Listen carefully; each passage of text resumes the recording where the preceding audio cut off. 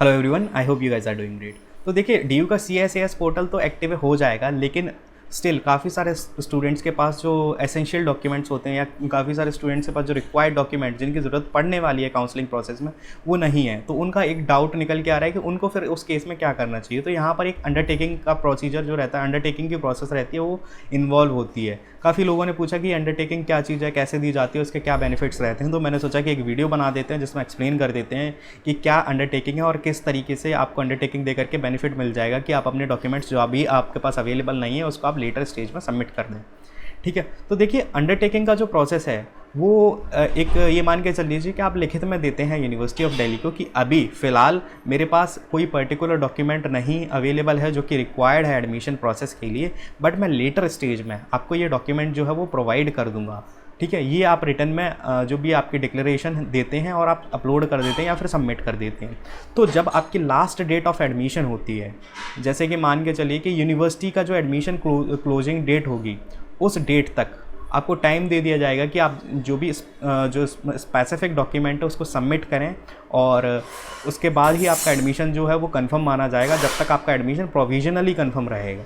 ठीक है, तो ये होती है अंडरटेकिंग का प्रोसीजर। इसमें अगर आप मान के चलिए उस डॉक्यूमेंट को सबमिट नहीं कर पाते हैं जिसकी आपने अंडरटेकिंग दी है, तो आपका एडमिशन जो है वो कैंसिल हो जाएगा। तो ये तो अंडरटेकिंग का प्रोसीजर, लेकिन साथ ही साथ में अंडरटेकिंग के अंदर सारे डॉक्यूमेंट्स आप नहीं आ सकते। जैसे मान के चलिए कि अगर आप चाहें कि आप EWS SC ST या फिर कोई भी कास्ट सर्टिफिकेट आप जो है वो लगाना चाहते हैं, ठीक है, और आप चाहते हैं कि मैं इसकी अंडरटेकिंग दे करके काम चल जाएगा, क्या मैं मान के चलिए लेटर स्टेज में सबमिट कर सकता हूं।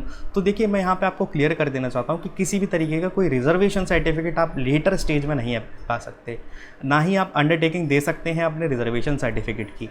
ये यहाँ पर एक्सेप्शन में है, क्योंकि अगर आप अंडरटेकिंग दे देंगे अपने रिजर्वेशन जिस कैटेगरी में आप आ रहे हैं और उसकी अंडरटेकिंग दे देंगे, और लेटर स्टेज में ये यहाँ पर काउंसलिंग करके आपको सीट भी अलॉट कर देंगे, और फिर मान के चलिए अगर आप एट द एंड अगर रिजर्वेशन सर्टिफिकेट नहीं कर पाते हैं, तो वो एक सीट जो है वो पूरी तरीके से यहाँ पर बर्बाद हो जाएगी, जो कि वो किसी और को दे सकते थे। ठीक है, तो वो सबसे एक बड़ा सीन हो जाता है, और साथ ही साथ वो आपको कंसिडर करेंगे नहीं किसी भी हाल में अनटिल अनलेस आप प्रॉपर रिजर्वेशन सर्टिफिकेट या कास्ट सर्टिफिकेट अप्लाई नहीं करते। तो इस वजह से यहाँ पर कास्ट सर्टिफिकेट या रिजर्वेशन सर्टिफिकेट एक्सेप्शन है अंडरटेकिंग का, जिसको आप नहीं दे सकते, जिसकी अंडरटेकिंग आप नहीं दे सकते। अपार्ट ऑफ दैट आप सारे डॉक्यूमेंट्स की अंडरटेकिंग दे सकते हैं, लेकिन यहाँ पर जैसे सारे डॉक्यूमेंट्स में ये नहीं कि मैं मान के चलूँ कि आपकी टेंथ की मार्कशीट, यहाँ पर 10th की मार्कशीट आपका एक्सेप्शन मान के चलिए, क्योंकि वो भी एक बेसिक एलिजिबिलिटी क्राइटेरिया है, सिमिलरली रिजर्वेशन सर्टिफिकेट की तरह। अंडरटेकिंग की बात आती है तो वो इन सर्टिफिकेट्स पर एप्लीकेबल हो जाता है। जैसे कि मान के चलिए अगर मैं कहता हूँ कि आपकी डिग्री नहीं आ रखी है, आपके एग्ज़ाम अभी पेंडिंग है या आपने अभी एग्ज़ाम दे दिए लेकिन रिजल्ट नहीं आया है, तो आपके पास मार्कशीट नहीं है, आपकी डिग्री नहीं आई है, तो प्रोविजनल डिग्री लगाओ, प्रोविजनल डिग्री नहीं है तो अंडरटेकिंग दे दो। ठीक है, इस सिचुएशन में आपके पास कैरेक्टर सर्टिफिकेट नहीं है तो अंडरटेकिंग दे दो। जो सेकेंडरी या फिर जो मान के चलिए ऐसे डॉक्यूमेंट्स जो अभी पेंडिंग स्टेट में है और आपके पास आए नहीं हैं, इन सब के लिए आप अंडरटेकिंग दे सकते हो। लेकिन जो बेसिक जिनके ऊपर आपका पूरा एडमिशन डिपेंडेंट है, उन डॉक्यूमेंट्स के लिए अंडरटेकिंग नहीं चलती है। तो this is what I would say.